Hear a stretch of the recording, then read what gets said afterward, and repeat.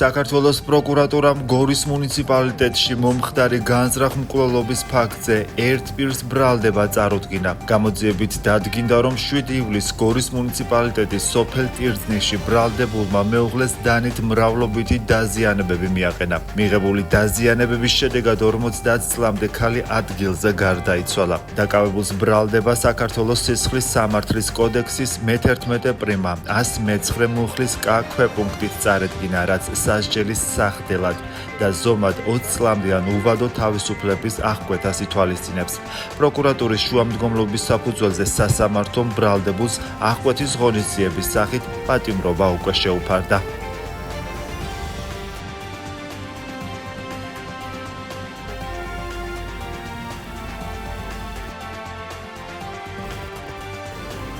გულში დაარტყავდა და არ ვიცი. ხის 12 საათზე მომხდარა და მე თვითონ განუცხადებია. საინტერესოა რა მოხდა. აი შოკში ვართ რა ვიცი. ძალიან შეგვეცოდა ძალიან.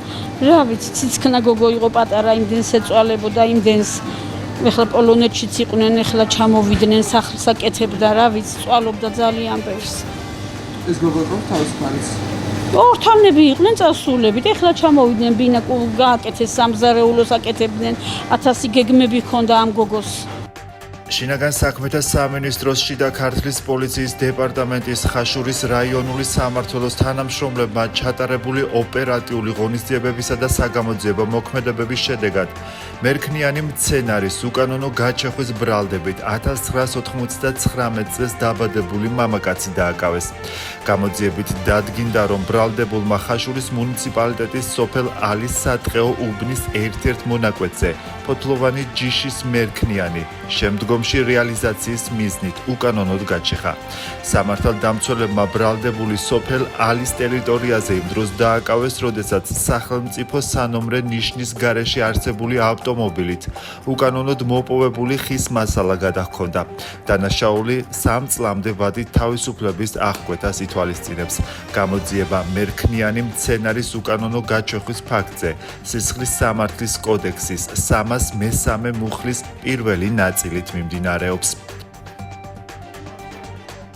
პროექტის საზაფხულო სკოლის ფარგლებში მორიგი აქტივობა ჩატარდა გორში. მონაწილე ბავშვები გორის ცენტრალურ ბიბლიოთეკაში შეიკრიბნენ და ქართველი მწერლისა და სცენარისტის ნოდარ დუმბაძის საიუბილეო თარიღთან დაკავშირებით მის ნაწარმოებებს გაეცნენ. გარდა ამისა ნახეს ფილმი ჰელადოსი, რომელიც დუმბაძის მოთხრობის მიხედვითაა გადაღებული. პროექტის საზაფხულო სკოლა ბავშვთა და ახალგაზრდობის ცენტრის ინიციატივით ხორციელდება. მიზანია ბავშვებისთვის ლოგიკური აზროვნებისა და საკომუნიკაციო უნარ-ჩვევების ჩამოყალიბება, ინტელექტუალური უნარების განვითარების ხელშეწყობა. პროექტი მოიცავს შემეცნებით აქტივობებს, წიგნებისა და კომპიუტერის მეშვეობით საპრეზენტაციო უნარების გამომუშავებას.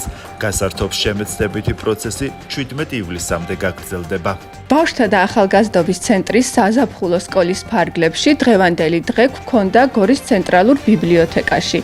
პროექტის თემატიკა იყო ნოდარ დუმბაძე, რადგან 14 ივლისს არის მისი იუბილე, შესაბამისად თემატიკის არჩევაც არ გაგვიჭირდა. დღეს ბავშვებმა წაიკითხეს ჰელადოსი, რომლის შემდეგაც გაიმართა ფილმის ჩვენება. ფილმის ჩვენების შემდეგ ჰქონდა დისკუსია, ბავშვებმა გამოხატეს საკუთარი აზრი და ვფიქრობ, რომ საკმაოდ შთაბეჭდილებებით სავსე დღე გამოგვივიდა. 14 ივლისს არის დაბადების დღე დიდი ქართველი მწერლის ნოდარ დუმბაძის, სწორედ ამას მიუძღვენით დღევანდელი შეხვედრა.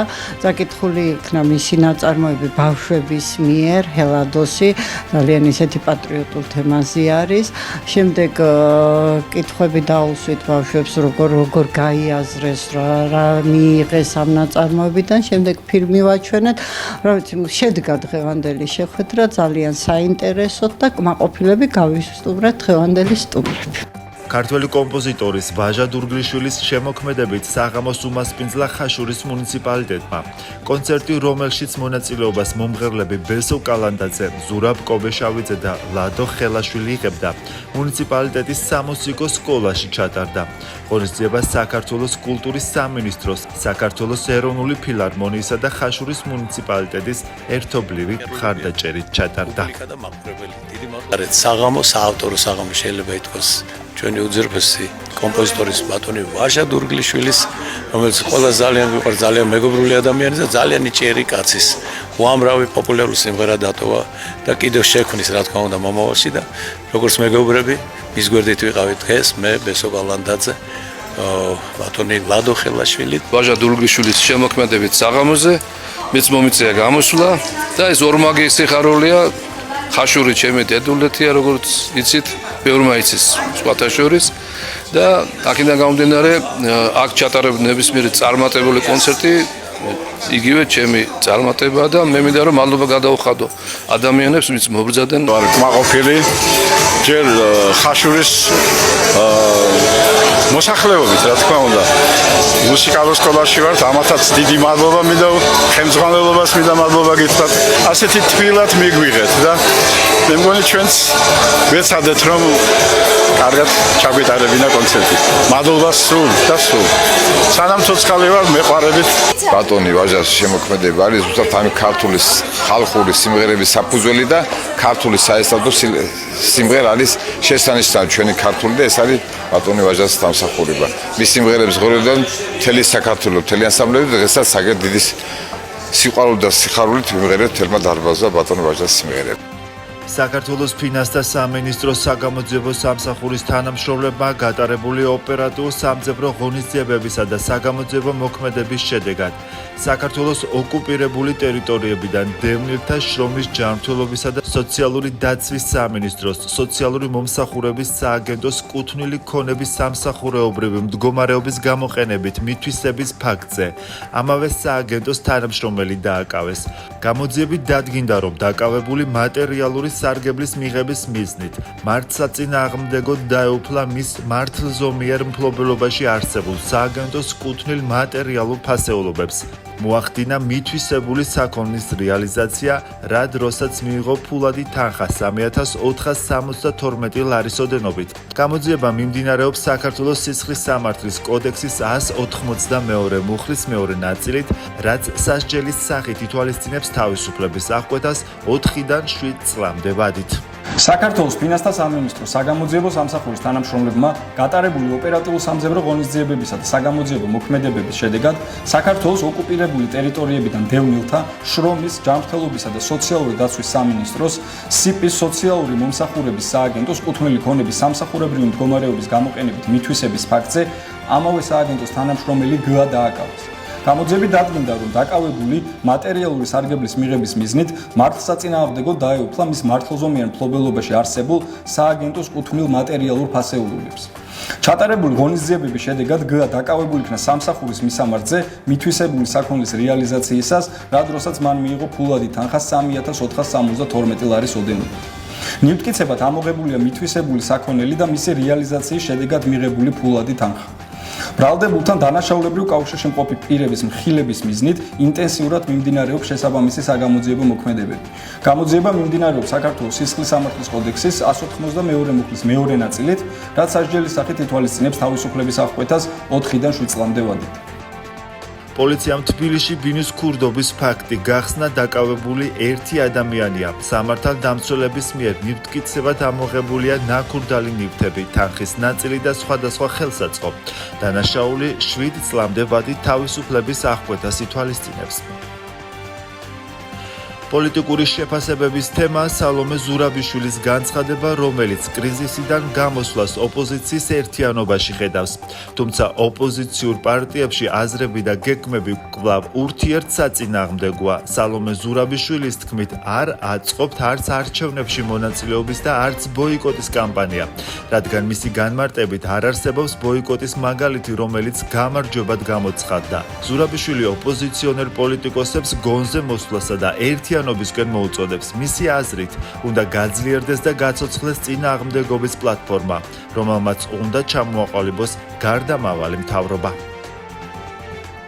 რაც შეეხება ქალბატონის სალომეს განცხადებას, რა თქმა უნდა მივესალმებით იმ ნაწილს, რომ იგი ფარს უწოდებს სწორედ რუსულ სპეცოპერაციას, ხოლო რაც შეეხება მეორე ნაწილს, ჩვენთვის გაუგებარია, რატომ არ ესმის მას, რომ როდესაც ლაპარაკია ფარსზე, როდესაც ლაპარაკია რუსულ სპეცოპერაციაზე, მასში მონაწილეობა არ უნდა მიიღო იურიდიული ენით და პოლიტიკური ენით ამას ბოიკოტი ქვია. ჩვენ ძალიან დიდ პატივს ვცემთ ქალბატონ სალომეს პოზიციას, მის ჩართულობას ძალიან დადებითად ვაფასებდით და ვაფასებთ პროევროპული ფლანგის გაძლიერებაში, თუმცა მისი განცხადებით ჩვენი პოლიტიკური გუნდისთვის და ჩვენს გადაწყვეტილებებთან დაკავშირებით არაფერი იცვლება. ჩვენთვის რეჟიმთან ბრძოლის გზა გადის დემოკრატიის ერთ-ერთი ინსტრუმენტის არჩევნების გამოყენებით, რადგან ვთვლით, რომ მშვიდობიანი ფორმა დღესდღეობით მნიშვნელოვანია იყოს გამოყენებული რეჟიმთან ბრძოლის დროს. მე ზოგადად საერთოდ არ მიხარია, რომ ოპოზიციის საქმე ამ ქვეყანაში უკან და უკან მიდის და ხოცები რასაც უნდა იმას აკეთებენ და ფაქტობრივად ბეზპრეცედენტი აქვს მოწყობილი ქვეყანაში. ქალბატონი სალომეს დაჯერება არაფერს შეიძლება. სანამ ქალბატონი სალომე არის ოპოზიციის ლიდერი, ხოცები საფრთხოდ არიან საბანში გახვეულები, ესე რომ ვთქვათ. ამიტომ მე ზოგადად ქალბატონი სალომეს ყველა გამოსვლას ველოდები, როგორც მომდევნო სპექტაკლს, როგორც დაცინვას, როგორც ოპოზიციური ამომრჩევლის, ისე თავად ოპოზიციონერების. თან ეუბნება რომ იცი რა, ბოიკოტი შედეგის მომტანი არ არისო, მაგრამ მონაწილეობის მიღებაც ეს უსაფუძვლო და არაფრის მომტანი იქნებაო და კითხვა გვაქვს, რა გავაკეთოთ ქალბატონ სალომე? ჩამოყალიბდეთ, რა რჩევებს აძლევთ ამ ოპოზიციას? დაიბნა ხალხი. ხო და თქვენც უხერხულში ვარდებით მე. არაფერი. აი სიგიჟეების ფეერვერკია. ვინ რას აწובה რა მიმართულებას რა უნდა თვითონაც ვერ გაიგეს რატო იმიტომ რომ ხელოვნური ეს პროცესი ამათ შინაგანად კი არ არის იქიდან რასაც უკვეთავენ და შემდეგ უბრალოდ ამის რეალიზაციას ვერ აკეთებს ეს ქალი რომ რაზე გააკეთოს გაცვლა და ამიტომაც არის მე გამოსდის აი ესეთ სისულელე ლელოს გადაწყვეტილება თვითმმართველობის არჩევნებში მონაწილეობასთან დაკავშირებით კვლავ კრიტიკის საგანია ოპოზიციის ნაწილის მხრიდან. ისინი მიიჩნევენ, რომ 4 ოქტომბრის არჩევნებში მონაწილეობა საერთო მიზნისთვის დამაზიანებელია. თვითმმართველობის არჩევნების საკითხთან დაკავშირებით დღეს ოპოზიციაში არსებულ პოზიციებს შალვა პაპუაშვილი გამოეხმაურა. გეგმა არის არაძალადობრივი მშვიდობიანი წინააღმდეგობა ამ რეჟიმთან მისი მხილების მიზნით ჩვენ ყველაფერი უნდა გავაკეთოთ რომ ეგრეთ წოდებულ საარჩევნო უბნებს რომ გახსნის ამ რუსული სპეცოპერაციისთვის ეს რეჟიმი ის უბნები რუსული სპეცოპერაციის უბნები იყოს ცარიელი და ის ადამიანები ვინც არიან პოლიტიკურად გათუცნობიერებულები ყველანი ვიყოთ საქართველოს ქუჩებსა და ქალაქების ქუჩებში სოფლების ქუჩებში და გავაპროტესტოს ეს რეჟიმი. არ დაგვიმალავს ჩვენი ამომრჩევლისთვის ჩვენი გადაწყვეტილების შესახებ, რადგან ვთვლით, რომ დღესდღეობით ბოიკოტი აძლიერებს მხოლოდ და მხოლოდ რეჟიმს და ხელისუფლებას. აქედან გამომდინარე ჩვენ ბრძოლის გზას ვირჩევთ და რა თქმა უნდა ამომრჩევლებს ჩვენ არ დავტოვებთ ქართული ოცნების პირისპირ, რადგან ჩვენი აზრით ეს არის დანაშაული.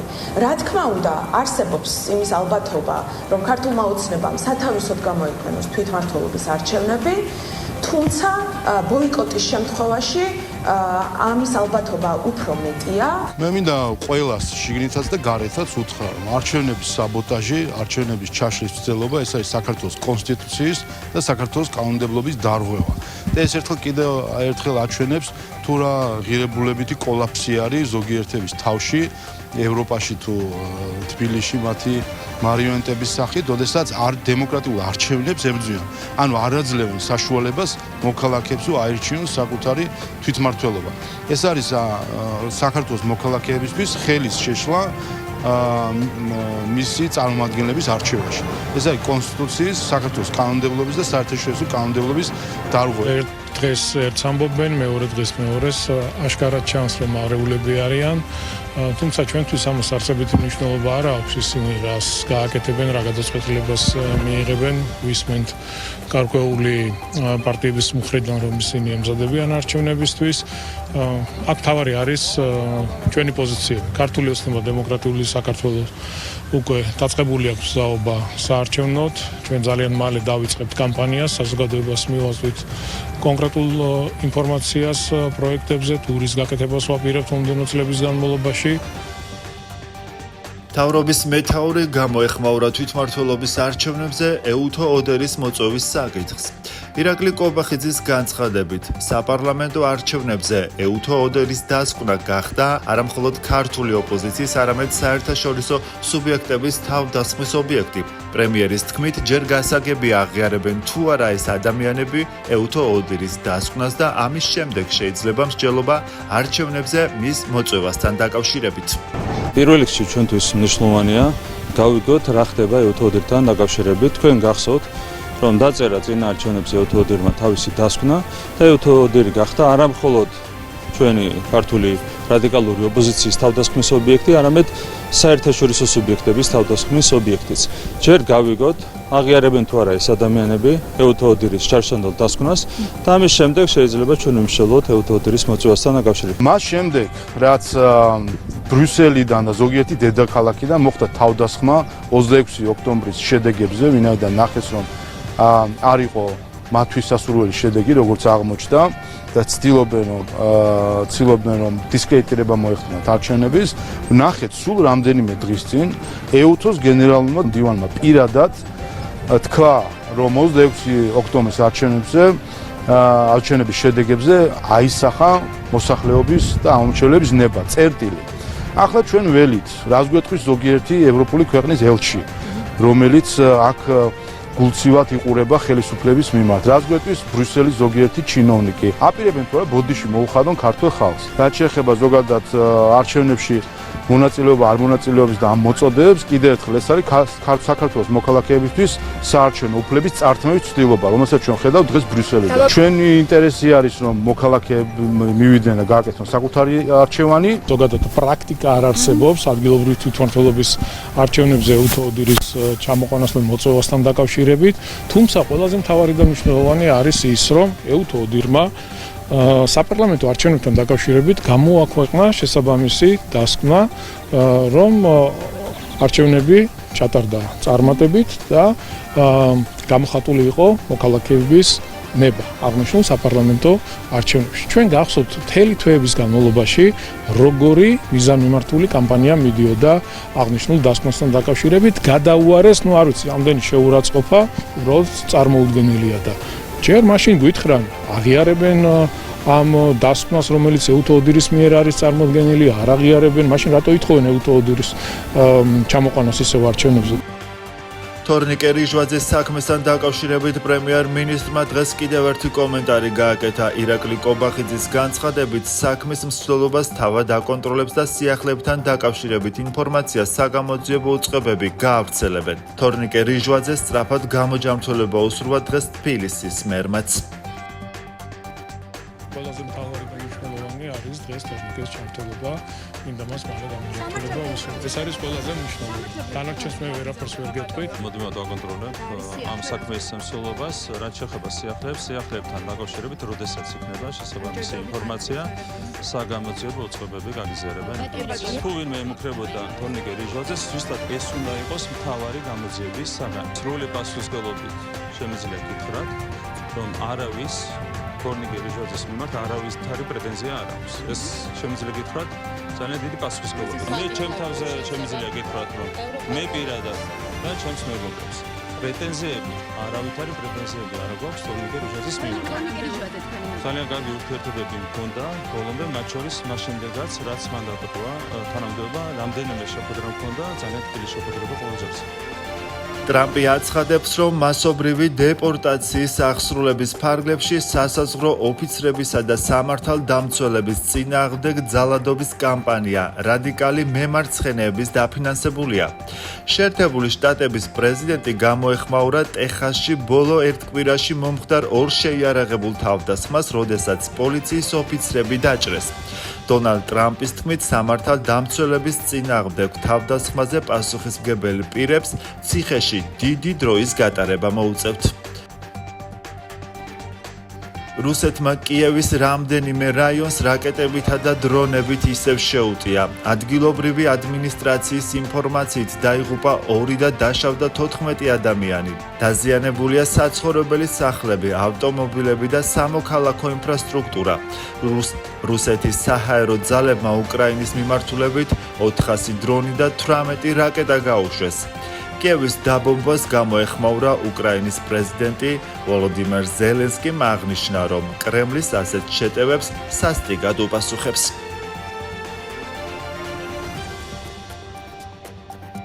ამერიკის სახელმწიფო მდივნის მარკო რუბიოს ხმა და წერის სტილი ხელოვნური ინტელექტით გააყალბეს და დაუკავშირდნენ უცხოელ დიპლომატებს, საელჩოებსა და ამერიკელ მაღალჩინოსნებს. ამის შესახებ ცნობას სახელმწიფო დეპარტამენტი ადასტურებს. უწყების პრეს-მდივნის თქმით მიმდინარეობს გამოძიება იმის დასადგენად, თუ ვინ ცდილობდა სახელმწიფო მდივნის იმიტაციას.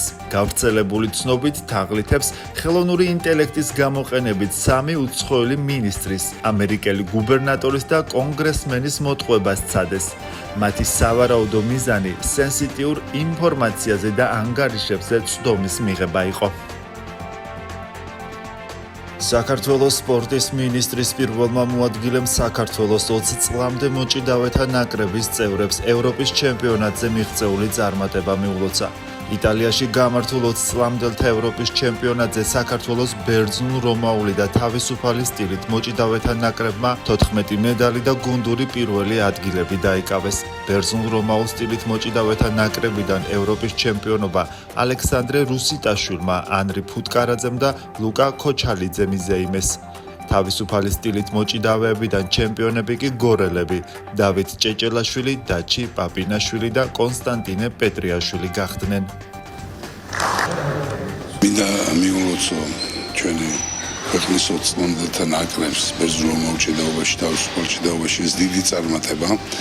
ამდენი медალი უპრეცედენტო შედეგი არის. მინდა მათ მსვლელებს მიულოცო, საექიმო პერსონალს, მინდა ფედერაციას მიულოცო და ვთქვა, რომ აი ესეთი შედეგი გვაძლევს იმის თქმის საშუალებას, რომ ჩვენ ძალიან კარგი მომავალი თაობა გვეძდება. ჩვენ თლიან ევროპის ჩემპიონატზე ძალიან ჩართული იყო ჩვენთან გასახურებელ ოთახში, ასევე თვითონ ლეიბლი, სადაც შეხვედრა მიდიოდა, შეძახილები, გამხნევებები, სწორი ილეთის გაკეთების დაძახება და ასე შემდეგ. მადლობა ჩვენს ამ ყველაფერს, რომ ჩვენ გვერდით არის, ჩემ ოჯახს მადლობა, ჩემს ხსნეს მადლობა, ჩემს გულშემატკივარს. ევროპის ჩემპიონატი ჩატარდა ახალგაზრდთა შორის და ჯამურად თავისუფლებმა და ბერძნულ-რომაულ მოჭიდავეობის სტილის მოჭიდავეებმა მოიპოვეს 14 медალი. ისტორიული შედეგია. რა თქმა უნდა, ჩვენ ყოველთვის კარგი შედეგები გვაქვს ორივე ნაკრებში, მაგრამ წელს მოხსენით ყველანაირი რეკორდი. მთელი ევროპა საუბრობდა მაგაზე, რომ медალი არ დაუტოვეთ სხვა ნაკრებებს. ჩარგალში ვაჟა-ფშაველას სახლ-მუზეუმის რეაბილიტაცია იწყება. პროექტის ფარგლებში იგეგმება მუზეუმის განახლება, ინფრასტრუქტურის განვითარება, გარე განათების მოწესრიგება, სამუზეუმო ექსპოზიციების შეცვლა და ექსპონენტების რესტავრაცია, კონსერვაცია.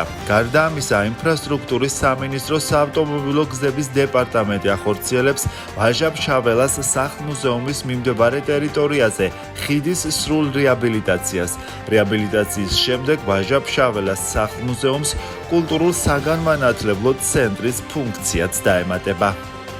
ინფრასტრუქტურის სამინისტრომ დაიწყო საგზაო და აი ამ მდინარის კალაპოტის და დამბების და ხიდის მოვლით სამუშაოებისარეაბილიტაციო სამუშაოები.